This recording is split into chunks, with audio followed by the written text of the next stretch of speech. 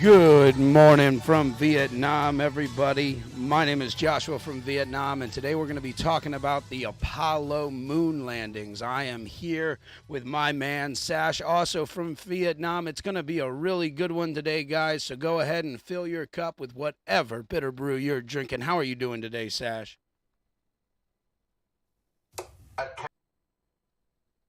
I'm doing good. What about you? Hey, now I can hear you. I'm doing all right. It was a long weekend. I'm pretty happy for it to be Well, over. what is that? No, What's that? what is that? Maybe you've got something running in the back of your computer. There should be nothing coming on from my end, unless perhaps my. Nope, Okay, everything looks quiet from my end. So I think we're okay. good. Is that good? Yeah, I can hear you and nothing else right now. I could hear someone talking for a second, but it seems like it's all clear. I think we're ready to get rolling.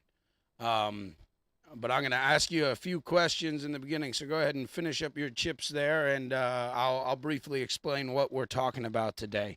So we're going to be talking a little bit about basic epistemology, which is the study of knowledge. We're going to be talking about what it means to know something. How do we know something? Pretty much what we usually talk about. I'm going to need to mute you there, Sash. Um, and how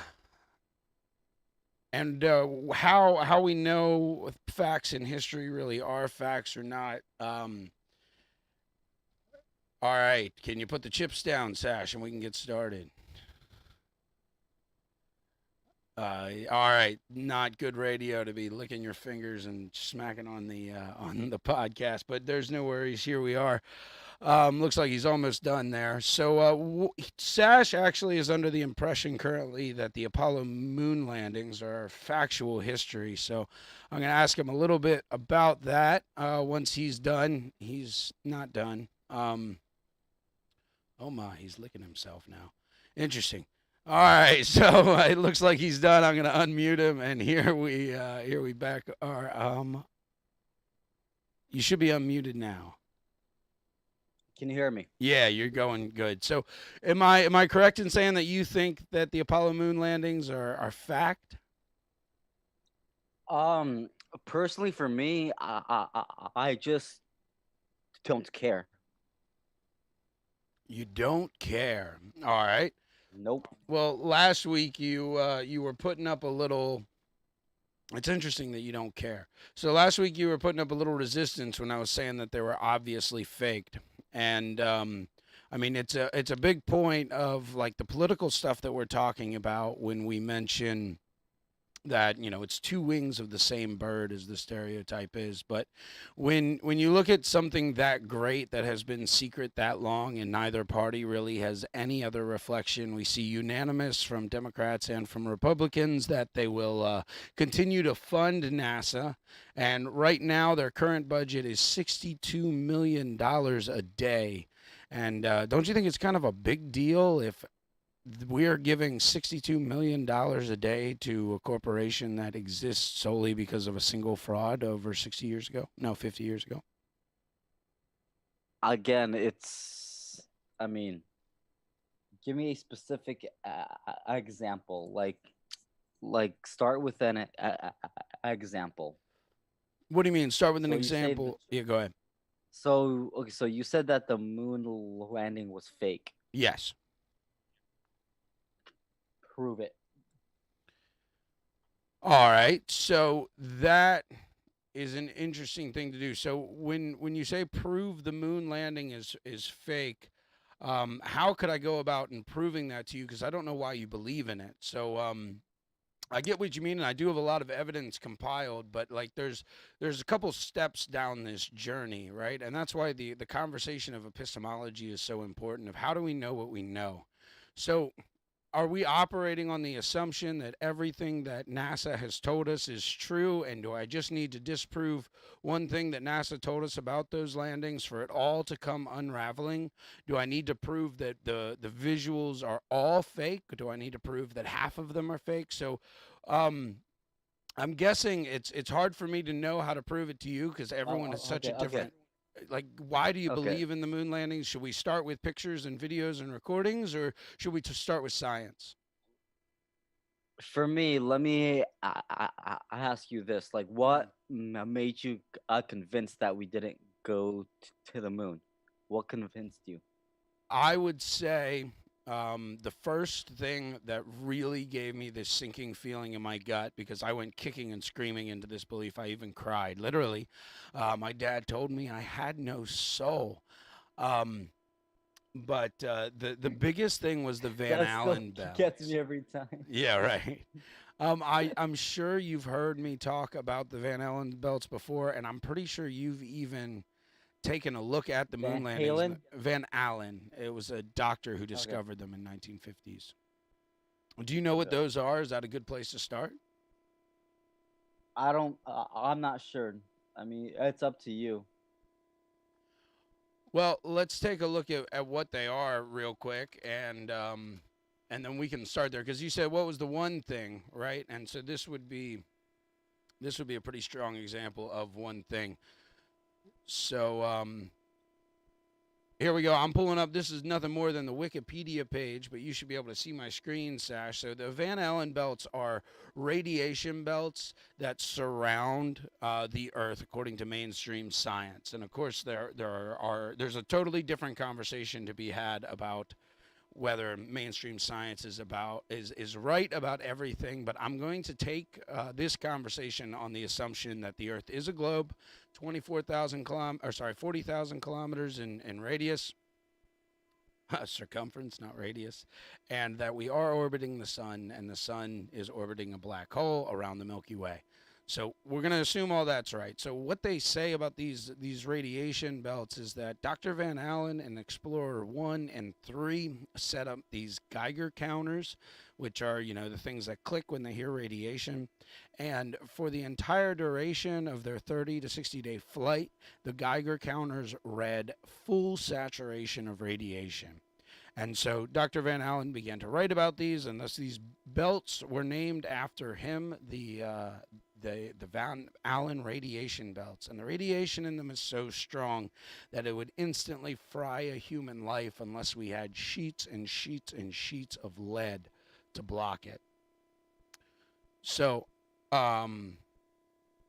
now there's a couple things that I want to look at on top of that, and we're gonna go here. That is the wrong video. But we Mythbusters. might get to the MythBusters, but that's not the one I'm talking about now. If we're talking about Van Allen belts, so give me 1 second.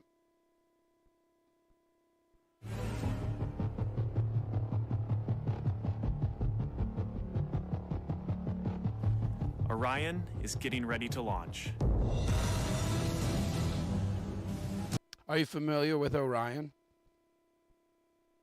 Um, that's like the stars, like It pattern, is, right? but that's not what he's talking about when he says Orion is getting ready to launch. So Orion is a It's the current spaceship. Okay. NASA project. That's correct. It's a current NASA project that has been delayed indefinitely. So Bush started funding this, and it was what was supposed to get us back to, I believe, Mars. No, moon. Bush said it'll get us to the moon, and then Obama said, no, the moon is silly. We've been there already. We're going to go to Mars. And then Trump came in and said, how are we going to get to Mars if we can't get to the moon?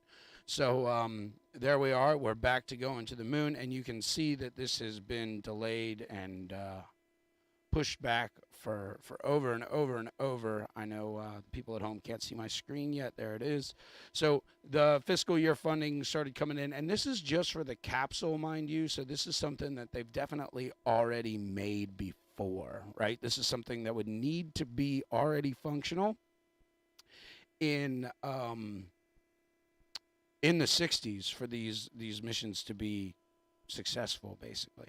So I believe this started in 2004, but the Wikipedia page real quick is showing me 2006, but maybe 2004 is when the project was created and then the funding started coming through. Yeah, here it is. The idea for the crew exploration vehicle was announced on January 14th, 2004. So they've been working for 16 years on this bad boy. 16 years. And so this guy's going to be talking about it. This video is about 10 years old. That's a long time. Yeah, this video is about 10 years old.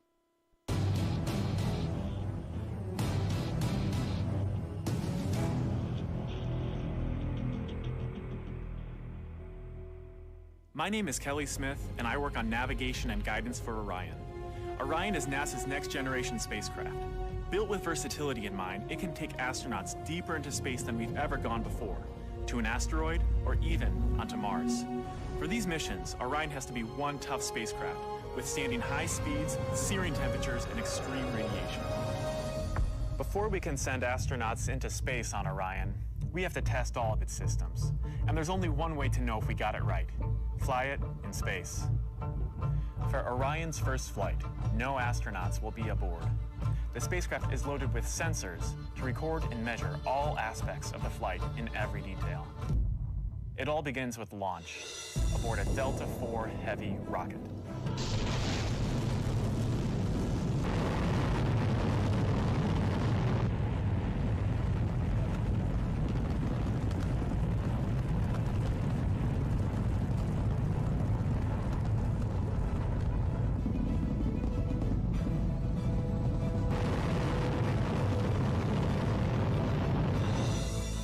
As it punches into Earth orbit, Orion will jettison its launch abort system. The abort system is a safety feature designed to pull Orion and its crew out of danger if there were a problem with the rocket during ascent.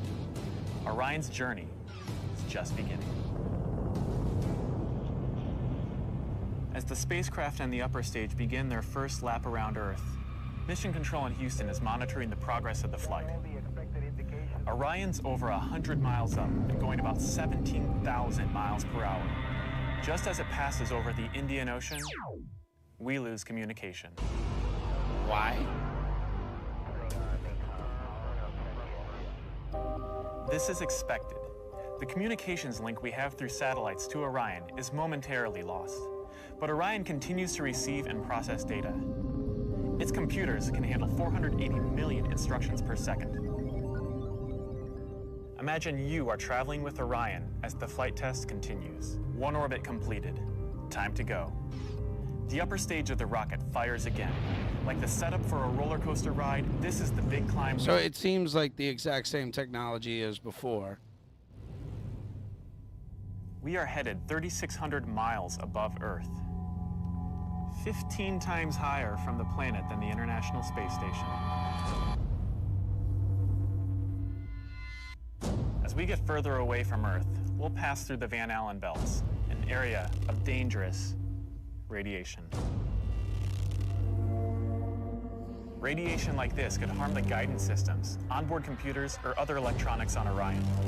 Naturally, we have to pass through this danger zone twice, once up and once back. But Orion has protection.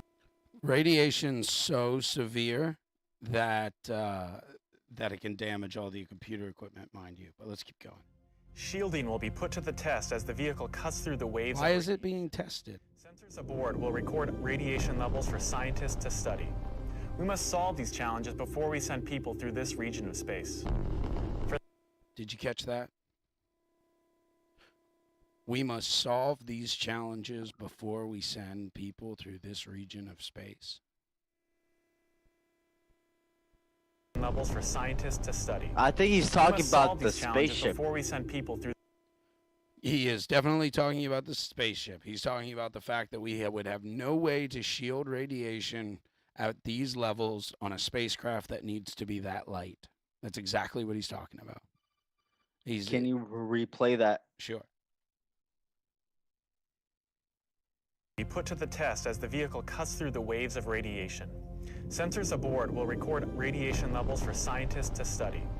We must solve these challenges before we send people through this region of space. For this flight, it's time to head home. The upper stage of the rocket triggers separation. Orion. Right, and then it's just the same technology that we've seen 100 times before. It's the It's the breakaway stages, but like that's the big thing I want to talk about, the Van Allen belts. Him saying that we need to solve this technology before we can send people this deep into space through this region because we've never done it before. And so then let's look at a one Mr. Alan Bean. Are you familiar with Alan Bean? It's vaguely familiar. He's an astronaut, but on Apollo 12, I believe, or Apollo Okay. 14, or maybe both. He didn't make the show time of Apollo 13, and he certainly wasn't one of the three on the Apollo 11. So let's go back here into the share, and I need to skip forward a bit. It's a little hard for me to see. Um,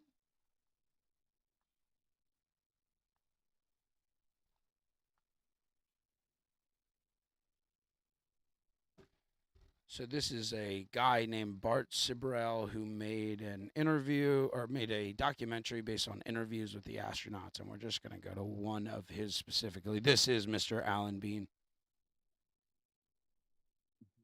We only had one engine, it couldn't fail, so it ran at lower pressure.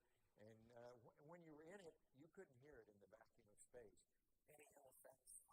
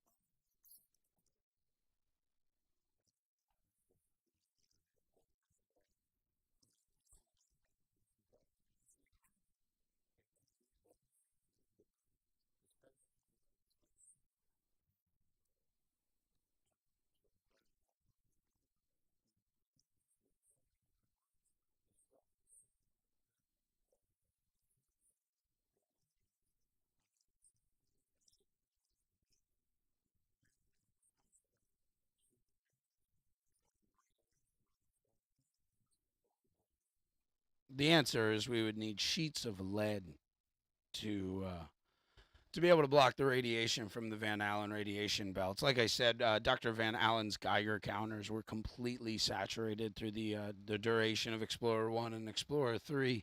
Like it's just not even a possible and feasible thing. And there you have, by the astronauts' own admission, they didn't even go high enough to get to the Van Allen radiation belts. But the moon is supposedly well beyond the Van Allen radiation belts. So if you're asking like the one thing that got me, it was reading about that and then reading about constantly a bunch of other videos I don't have queued, but slip ups where NASA administration will talk about going farther than they've ever gone before, but they're not going as far as the moon. Even Obama made a couple slip ups like that, admitting we hadn't gone. So those were the number one things. The call from Richard Nixon, like, just there's no way in the world that it would be possible for Richard Nixon to use a PSTN line to get a connection. And even if there were, like, you'd be using microwaves, which go about the speed of light, which would mean there's like a second and a half delay time from the moon to the Earth.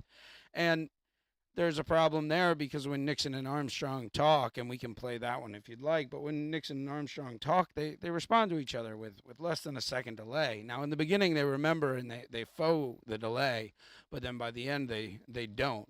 So, like, the number one thing that got me, now keep in mind, I spent hundreds and hundreds of hours studying about the radiation and the Van Allen belts. It wasn't just like, hey, here, let me show you this clip and start there, but that's a pretty strong one for me. And the more you read about the Van Allen belts, the more you'll realize that there is something up there blocking us for sure. There is one thing that might have gotten me. So so the flag, when they planted the flag on the moon, was the flag supposed to ripple like that? Well, the flag, I don't really know. I can pull that video up, but so how the flag worked, the one on the moon, is it was kind of like it had 10 spokes in it to hold it out, and this wire frame basically around it. So the ripple could have just been caused by a bend in the flag. Now, the main thing that people point to when they look at it is the fact that it moves when seemingly no one had touched it, and I would say that's pretty good evidence. But if we want to look at pictures, you remember the orange juice thing that I was talking to you about last time? Yeah, yeah. About like how Armstrong spilled some orange juice or something. Yeah, exactly. And I've got those queued up. We could take a look at those right there. Dan's back watching. He's walking in and out today because he's got. It sounds like his work day's starting. But we do have a short work week for our friends in America. Not so much for Why? us. Thanksgiving's this week, my friend. Oh shit! Right. Wow, I completely forgot. All right. So give this a second to load up here.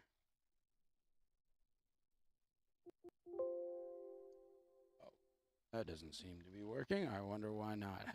Having an issue here. Give me 1 second. There we go. All right. So I've got prepared here something that I ran over with another friend of mine a while back. So we'll skip a lot of this because this is just talking about the rapid acceleration in the history, and we'll jump into the orange juice stuff because that's a pretty big one, and it's far bigger for me than the flag because I got to be honest, I can't really tell looking at that picture. This stuff is all some problems with me. So, are you familiar with the Armstrong line or the Armstrong limit? Nope. So that's a place in our atmosphere at approximately 60 to 62,000 feet. That so about 20,000 meters, 20 kilometers. That the air pressure is so low that water just in atmospheric pressure will boil. So Okay. if you don't know that, you can put a cup of water in a vacuum chamber, turn that vacuum chamber on. Even one you home make yourself will be strong enough to get to this vacuum limit, and then the pressure caused by the vacuum will rip apart the molecules and turn them into gas. So basically, we can't put humans up any higher than that because we're made of water, and it doesn't work very well for us. So I have a real big problem just from a technology and science point of view of spacesuits. The idea of a flexible material that is holding back an infinite vacuum of space while keeping pressurized individual inside. I don't see how that's possible unless you're using a rigid material, and then in which case the astronauts would no longer be able to move. So if you go back to Werner von Braun's um, when you go back to Werner von Braun's description of how he wanted to go to the moon in the 50s, all the capsules that they would move around in and their EVAs were made out of glass and metal, obviously, because vacuums are huge. So I've got this video queued. If you'd like to see it, we could take a look at it. But there's Sure. only one video um, really readily available about a spacesuit test up until like 5 years ago. They made a new one recently that looks fake as can be. But this is Jim LeBlanc, and basically while he's in the vacuum chamber trying to test his spacesuit starts to explode, and then he talks about how he could feel the water boiling on his tongue. Um, so this is what Warner Van Braun, the leader of NASA at the time of the Apollo missions, and since its creation, pretty much designed hard space suits with flight suits on the inside. And then we go into the reality of the situation. Is it turns out that we gave it to a bra manufacturer, and Playtex created the spacesuits out of the material that they make bras out of.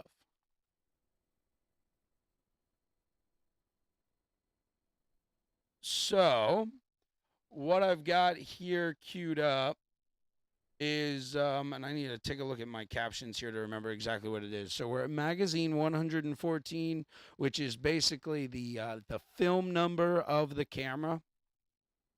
And the way that it worked is they had a series of films for these 75 millimeter Hasselblad cameras that they had. And that's how all the famous moon photos that you know and think of in your head when you think of the Apollo missions, all of them came from these magazines. They were single rolls of film, supposedly, and they were given to the astronauts with the cameras that had a chest mount on them. So there was no viewfinder. They had that removed for this mission.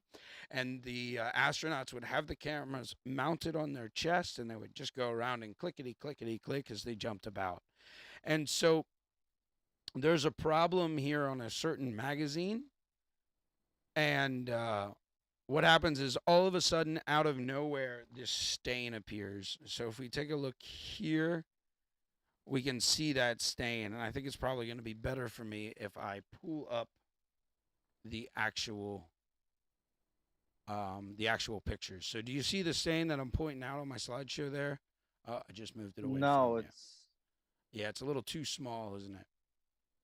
All right, give me 1 second, and let me go here to Apollo Gallery.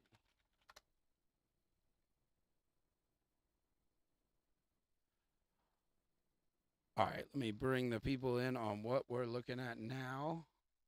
That is the wrong site. That is the right site. All right, let me update the people on where we're going here.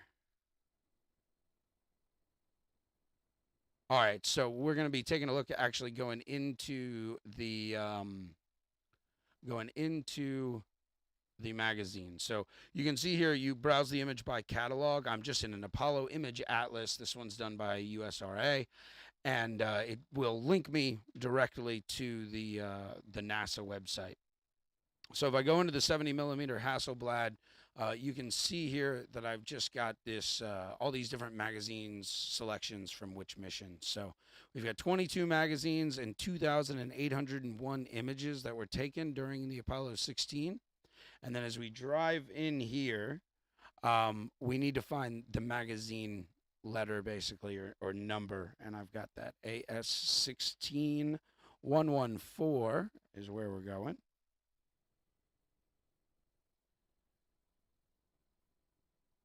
And so these are all the pictures that were taken with that camera.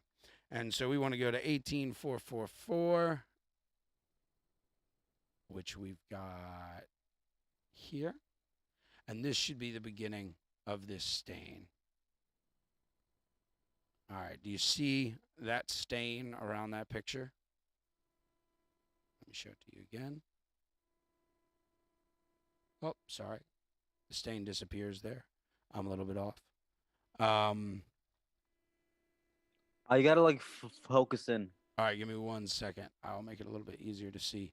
So this is about where it stops on this. Give me 1 second.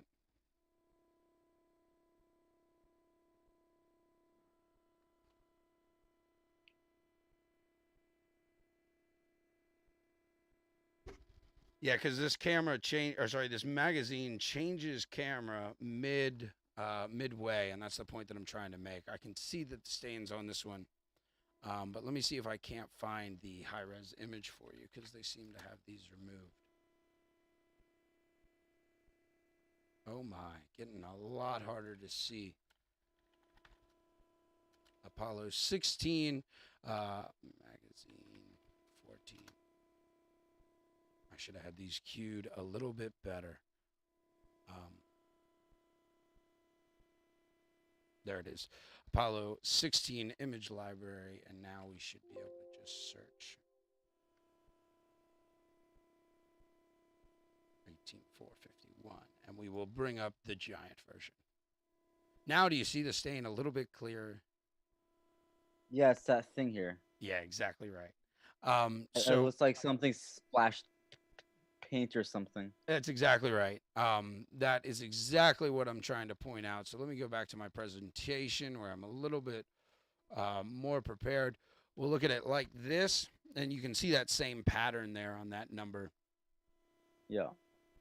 So this is magazine 114, and they're taking pictures in camera 39, and everything's okay.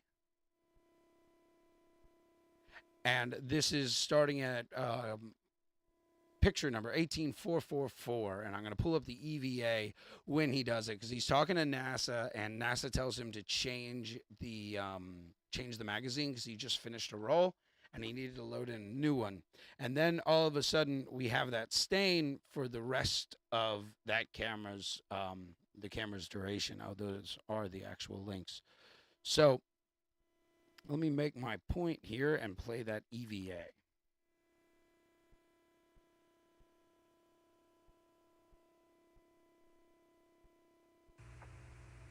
Okay, back to station 10, Charlie. Okay. And Charlie, before you get on there, we'd like the DAC on at 12 frames per second. Alrighty, Rudy.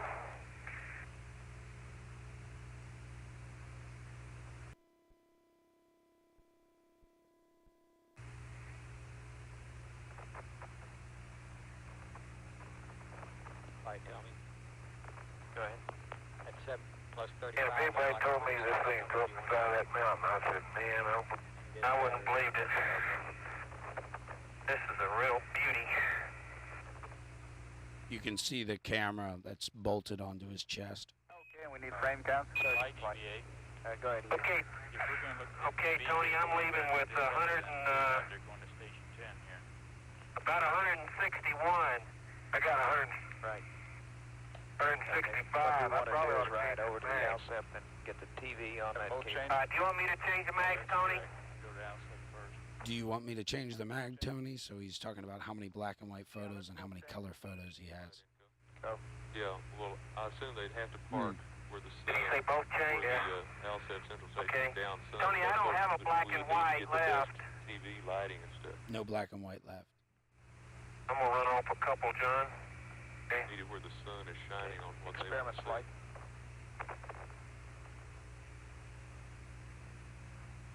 How close are out. you going to have to drive 3 up to frames that to go and I'm central out. station?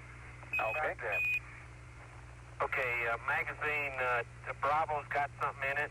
You know how close A we're few going to have to frames. drive up to central You station? used about 50 on it yesterday, About a 30-foot and we can use magazine Delta. Both put color on. anywhere within about Is that okay, Tony? Okay, that sounds fine. Let's put Bravo on John since he doesn't shoot while he's driving. Sergeant flight. So the point that I'm trying to make, and I'm being a little sloppy with it because my memory's not right on point. I made this slideshow a while ago. The point that I'm trying to make is before that moment, it's a different magazine. We see this 107 number up here on the top, and this is just seconds before. And then he takes these 2 shots with no stain visible at all on that camera. And then he replaces the magazine going over. I don't remember which one he uses, Bravo or Delta, but that's the conversation he was having. And then immediately the next picture has this stain. And then every picture afterwards has the same stain on that camera. So the point that I'm trying to make here is that this is the moment that that dirt or that stain or something there happened. It's the moment that it started, right?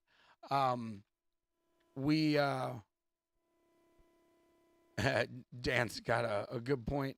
So we can see the camera number that was taken on this. Let me go back here, and then I'll fill us in on what Dan's saying.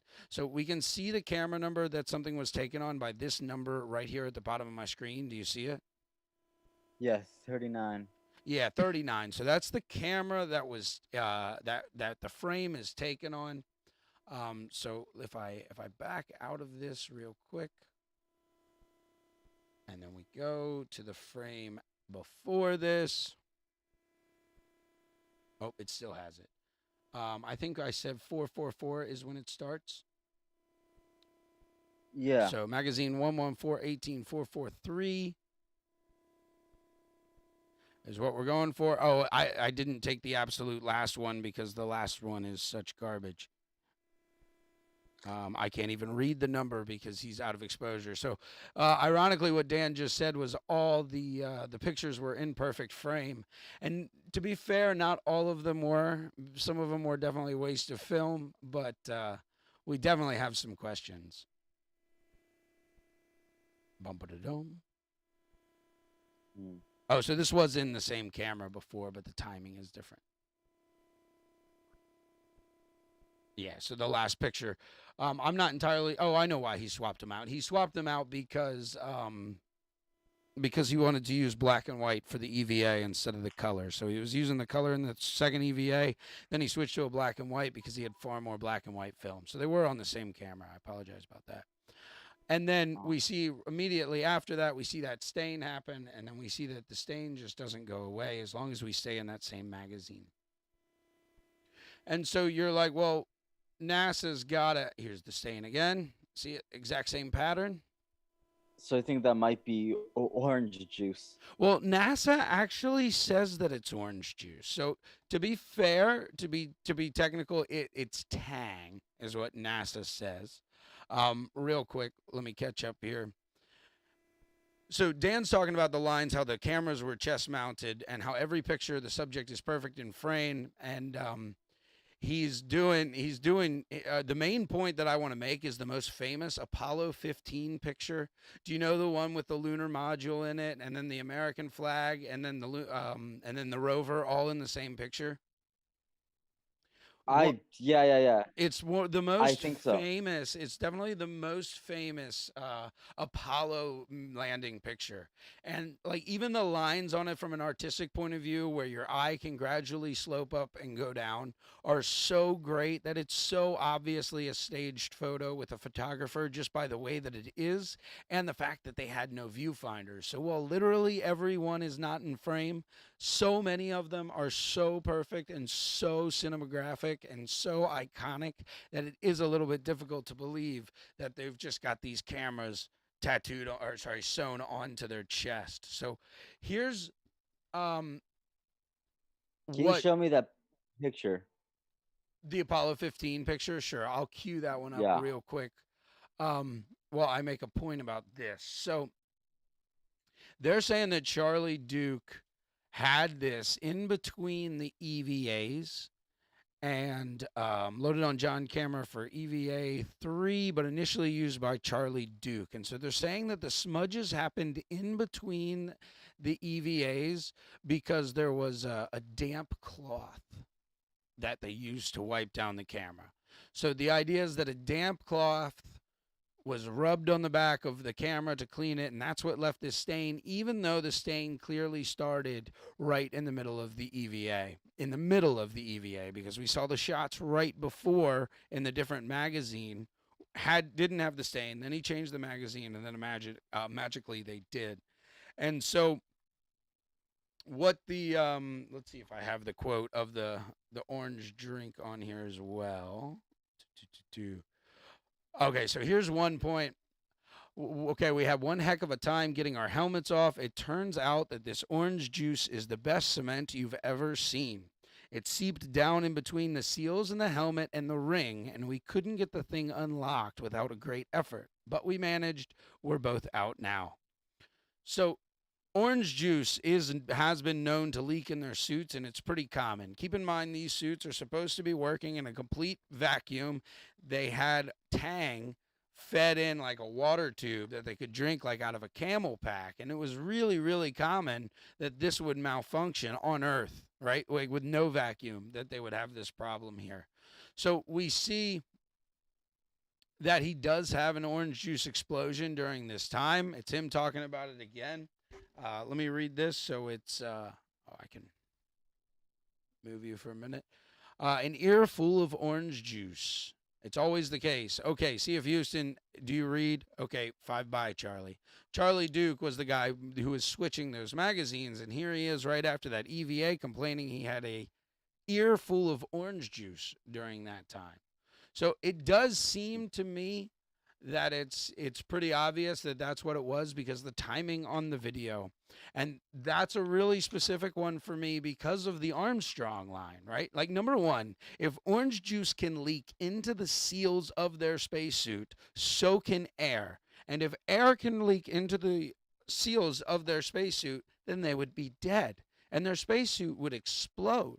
Like, we know, I think we totally all know the power of a vacuum, right? But I've got this video queued up that I love to use to demonstrate it. I don't know if you've seen it before, but vacuums are serious stuff. If you look at what scuba divers fear more than anything, it's a pressure differential between two areas of water because a human being can get sucked into a hole that's less than 4 inches in diameter. Of course, it kills them, but it's so strong that we've got nothing. So here these guys are just hooking up an industrial air pump to a tanker. And this is just in outside, right? So 14.6 psi is atmospheric pressure, 1 bar.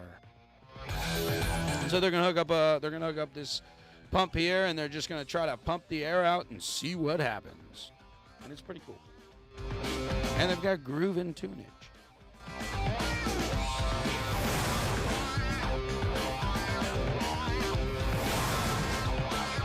Right, so this is a tanker made out of very thick, very solid metal. And now I know the pressure is just flipped inside out, obviously, when we're reveal a plan. That's Mr. Werner Van Braun explaining how he would get to the moon given the chance in 1958 with his partners Disney.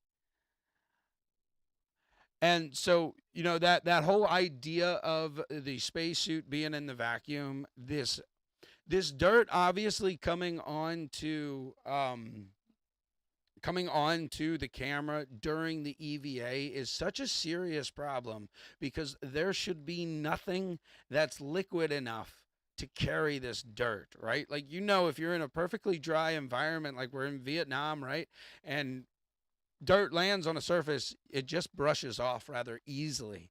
It's when dirt becomes mud. I can't ever ask you a question because you're eating. Please finish that up. The dirt and the mud is what causes it to stick onto a surface. Whether it's like a pant leg, whether it's a table, it's the moisture that allows dirt to basically become sticky to something, or else it won't ever stick. And then I'm sure you've seen a few times. You've seen the how dirty the pant legs of the astronauts get while they're walking around outside and they're rolling around and they're falling over. And I'm going to pull up here the Apollo 15. I don't remember the number of it exactly, but here is a low-res image of that one. Let me switch her. There we go. So we've got the flag in there. We've got that guy giving his good old salute, right? We've got the lunar module, this mountain beautifully in focus. Like, the horizon's not at the half point. It's just everything about it is done so well. And then right on the edge of it, we've got that little buggy. And it's just, it's absolutely perfect. Absolutely perfect. And to believe that this shot was taken on a single try, because we know he didn't have to do it 20 times, because we can see the pictures before and after on the magazine by a guy who couldn't even see the viewfinder of the camera, is less than believable, in my opinion. But the spacesuit thing, the constant leaking, how many astronauts have died from nearly drowning and things like that. It leads me to believe that no reality could these spacesuits survive in outer space along with a LEM. How can something that's just made out of tinfoil, as we all know that it is, how did something made out of tinfoil keep back the vacuum of space when they had 5 psi inside that LEM? Could they be lying about the materials they used? Probably not. I mean, I've been inside one of the LEMs that didn't make it to space. I grew up in Washington, D.C. suburbs, so I've been to the Air and Space Museum and supposedly seen the real thing. And the problem, if they start lying about it, is the tyranny of the rocket equation. The rocket equation is the math you need of how much fuel to displace your payload to escape the Earth's gravity. And I'll see if I can pull that up quickly here. And if they start lying about what the equipment is made out of, then either this rocket equation is a lie, and everything that we kind of understand about gravity is a lie, or the simpler answer would be that they just didn't have the technology to go, and they still don't, even if we're assuming they're right about everything else. So this is the graphed version of the equation. Here's the literal version of it.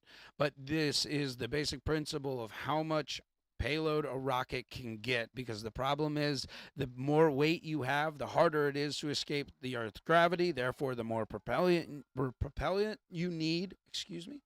But the problem with that is propellant weighs quite a bit. So the more propellant you need, the more weight you have. So you have this sweet spot to be able to escape the Earth's atmosphere. The Earth's gravitational pull. It's the reason why it's physically impossible, even assuming all of the mainstream science about gravity is correct, which I don't believe, but assuming that, it's currently impossible for us to launch a rocket from Earth that will make it to Mars.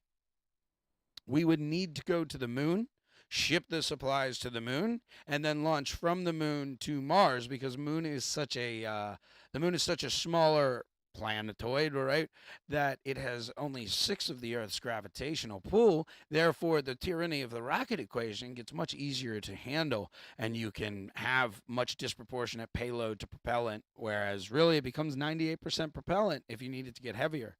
So they can't really lie about the substance unless there's a super secret alien or lizard people technology that is like the super carbon fiber, and like they can make, like, the Lothlorien cloaks that feel like fabric but they can turn away a blade. Like, I mean, it would be fictional level of material that would keep that weight ratio down.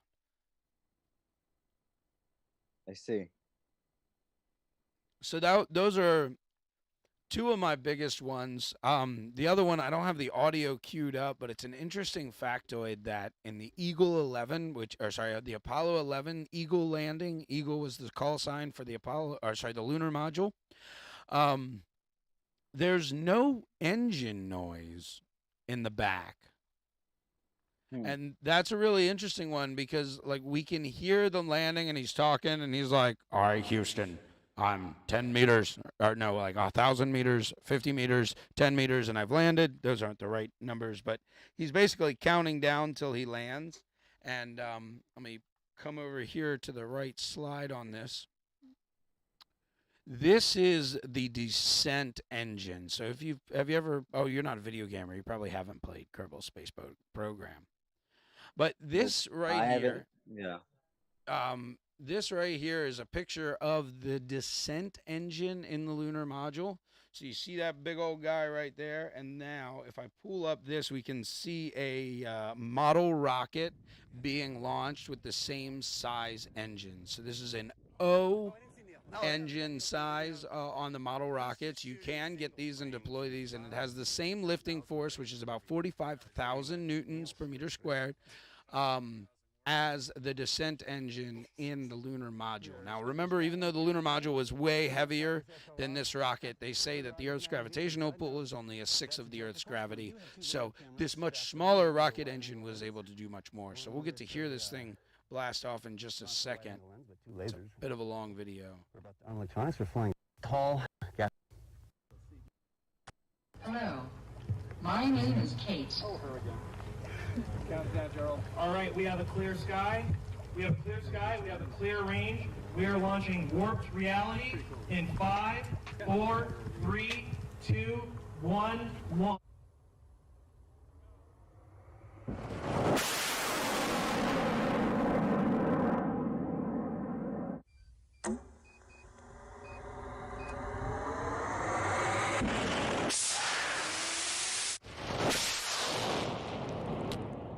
So you can hear that that's got quite a bit of noise on it.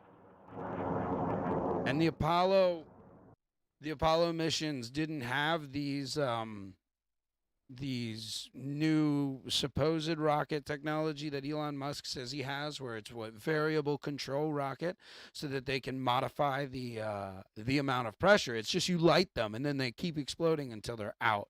And then all they could do on that descent engine is they could prematurely cut it. They could kill the flame, they could turn it off, and then never reignite it. You couldn't reignite it. They actually had a separate engine to send them back into orbit, the ascent engine, a descent engine in the ascent engine. That's why when you see the funny the funny video of Apollo 17 taking off the moon, and you just see the pew fire up, even though there's no flames despite the rocket. That engine on that one is different, and it leaves the base behind. Are you familiar with the Apollo 17 ascent shot? No. All right, I'm it's not. pretty comical. It's definitely worth us taking a look real quick here. So let me go back into my own screen share, and we'll take a look at this. Camera's not going to run. Stop me holding it. The average D, 20 seconds. Ah, shoot. Okay, let's get off. Forget the camera. Okay, 10 seconds. Port stage pushed. Engine arm is descent. Okay, I'm going to get the pro. 99, proceeded. 3, 2, 1. Ignition. Right away, Houston. Vector good. Ag thought. Pitch over. Okay, you have good thrust. You believe this? I don't know what to believe. Does this look anything but like Star Wars to you? I don't really know, man. I'm gonna have to do my own research on this. I definitely encourage you and everyone else in the world to do their own research, especially on important matters like this. But one thing I would like to talk about, and we're actually almost at the end of the hour. That went fast today. I'm talking about stuff I enjoy. The point that I want to make is saying that you don't care, that it doesn't matter, is a little bit crazy, especially as we're entering in this world. Like, look at what's going on in our political elections. We don't even know who the president's going to be in January 20th. We probably won't know for 3 more weeks. And if it's Biden, it's bad. And if it's Trump, it's bad. And like, even if you're like, oh, Trump's a good guy, he did fine the last 4 years, nothing happened. Like, okay, fine. Like, that's a valid point. But what's going to be the reaction of the people that the left has already mobilized in their riots for things that are just completely untrue? Like, I mean, the hilarity of it all, it's not hilarity, it's actually kind of sad, but black people aren't more likely to be shot by police than white people after they've had an encounter with police. Like, that statistical bullcrap they're saying isn't even true. And if that can cause them to come out and riot en masse so much now, then what's going to happen when they feel that Beau Biden had his election stolen? Like, people are going to go insane. There's going to be fuel for the fire either way, especially with how much evidence of voter fraud there is. Like, nobody's going to believe in American elections after this ever again. And No way. that's going to do irreparable damage to our community that has been going through a decline of irreparable damages since obviously 7-Eleven is a part-time job, but even after that, quite a bit, right? Like, it's totally insane. So when we're looking at our government trying to decide what is going on, and my point that Joe Biden and that Trump are working for the same people. And, it gets called crazy a lot because who could really have that much control? But who could have that much control to lie to someone about going to the moon 60 years ago? And nobody has said a word. Russia hasn't said anything. China knows. They haven't said anything. Their moon landings were just as hilariously fake. I don't know if you know, they sent a probe to the moon about 4 years back, maybe now. And the pictures on there are computer generated, obviously. And it's total insanity. And I mean, we can keep going because you probably like. I don't understand how you can say it doesn't matter, like, or you don't care, because if our government is capable of lying to every single American about this, and keep in mind we're still giving NASA $62 million a day to do a feat that we're unable to do, then how do we trust them with anything else? You don't. I mean, that really is the truth. So what's the way forward? I guess we're still figuring that one out. Well, I mean, it looks to me like the world is painting a picture of you either are going to take care of your own self, go the homesteading route, the route that I'm saving up to do, get myself a farm, be able to produce all the food that I need locally by myself, not be able to need anything from anyone to self-sustain, or you fight back in a revolution. But if you look at the revolutionaries in our world, who wants to throw in lots with them? No one. They're fucking terrible. They're absolutely terrible, but they're terrible by design. Yes. Yes. So since this is about the Apollo missions, let's go back on that. Like, what have you seen in your life that makes you think that we did go? Like, what? I know you lean toward it because you kicked back on me last week, and you're like, well, we don't know that they're fake. Like, if they're not fake, wouldn't somebody have gone in the past 70 years? Maybe we have. Oh, the Alex Jones theory where we've got secret military bases on the moon and stuff like that. Yes. I mean, that was one of the things, one of the revelations to me that Trump's just like the rest of them. Like, it was, his second year that he came out? No, I think it was even his first year with the idea of Space Force, right? A new military wing, more funding and all that. And that $62 million is going to this super secret military base. And I mean, but even then, even if that's true, doesn't that signify that a one world government already exists? Not really. Wouldn't you have to say that if we have secret moon bases that China and Russia would obviously have to know already? Yes. So why wouldn't they be leaking this? Maybe they're benefiting some way from it. But if they're all sworn to a silency because they're all benefiting in some way, then doesn't that just show that the one world government is created? I mean, for me, I don't think it's centralized. It seems very decentralized. How so? How so? It's like this. It's like there are many groups out there that claim to run the world, right? Sure. But only one group really runs the world. Who? I don't know. I don't know. I mean, like, whether they have disagreements among this group and whether there's like infighting, I guess, is a different question. But obviously, they fight inside an etiquette that prevents them from really, I would say, benefiting the people, right? Like, they wouldn't reveal these lies for small gain or temporary gain. Like, China could have done that for the past 50, 60 years. Russia could have done that if they had any desire to.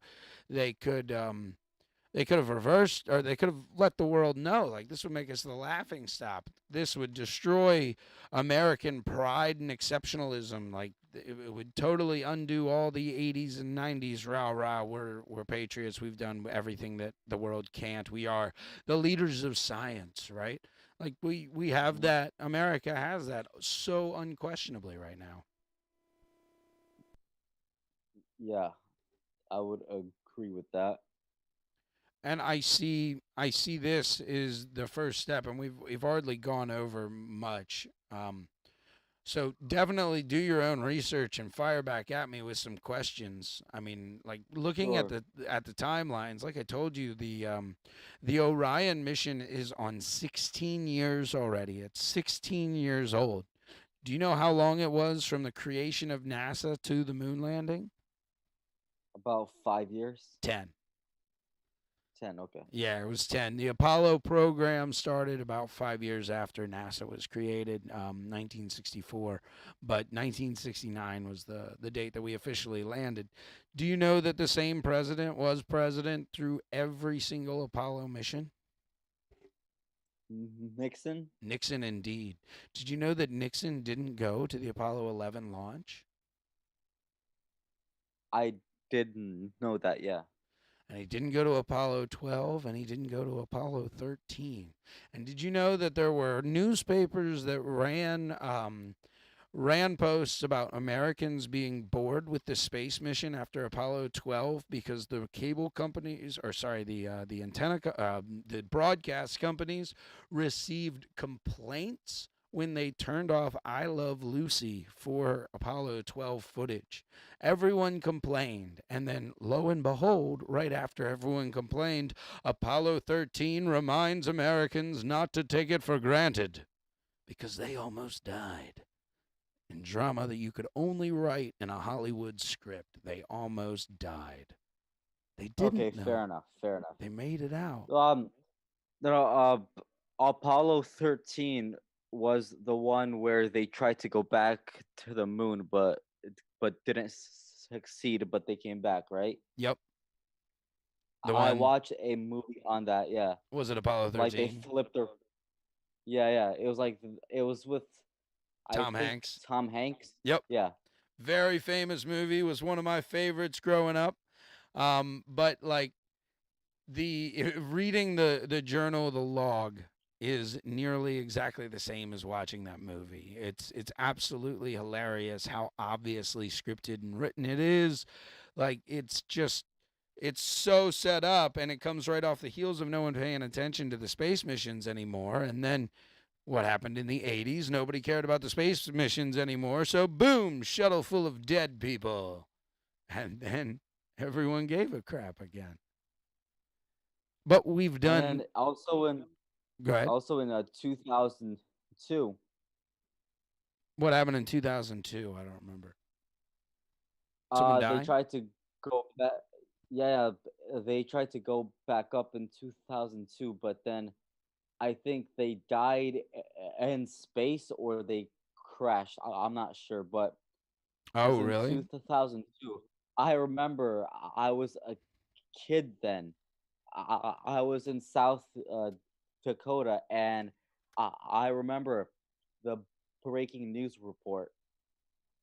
It was 2003. Yeah, Yeah, I'm looking it up right now. I don't even think I I remember it. remember I was Columbia. watching. I was watching morning cartoons. Then ABC News goes on breaking news, and then you see George Bush talking and trying to heal the nation and shit. I remember that. Huh, how interesting. I'm kind of surprised that I had forgotten about this. Yeah, it shows one, two, three, four, five, six, 7 people. Seven Was people to that? die. How interesting. Yeah, this is the Yeah, Columbia.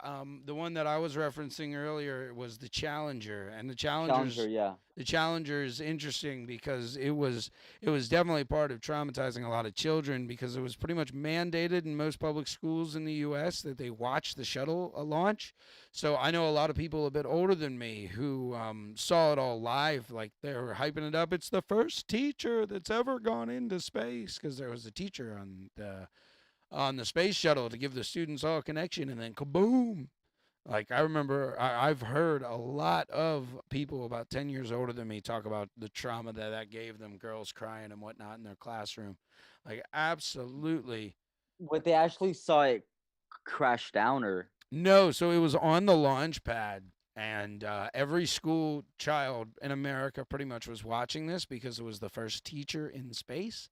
And then Mhm. when they sent the launch button, right, like 10, 9, 8, 7, 6, instead of going up, it exploded.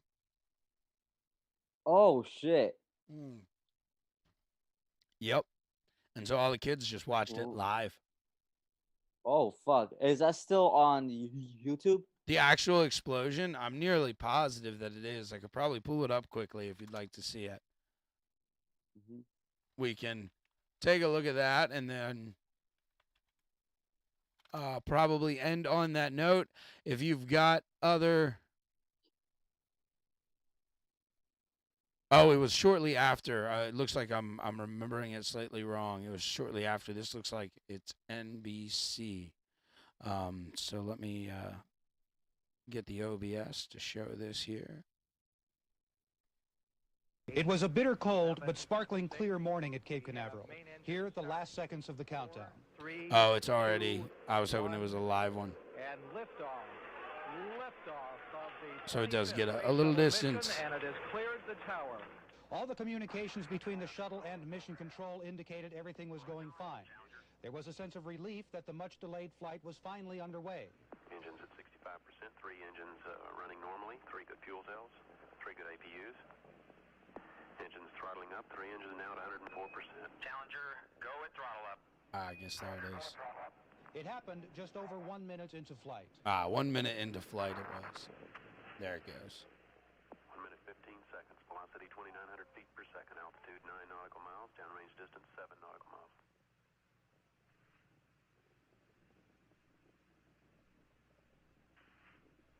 Some crazy fireworks for a Mission little kid to control, see when they silence. think that there's a teacher and a bunch of people on board. Yeah.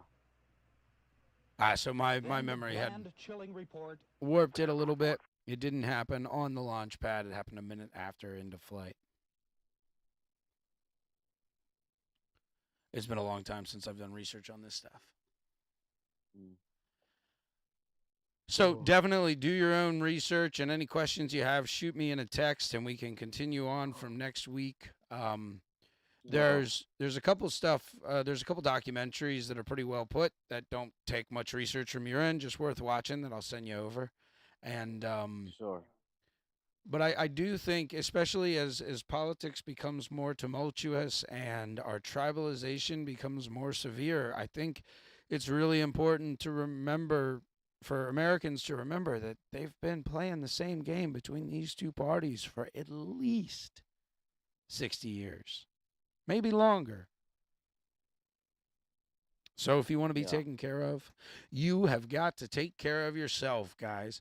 On that note, I think we will end this. I could have been a little better prepared, but I didn't know the direction this was going to go. So we'll probably do a follow-up next week unless something a little more interesting has something more interesting does come up. I hope everyone has a wonderful and a happy Thanksgiving. Dan, keep on crushing. Thank you for your constant support. See you later, guys. See you next week.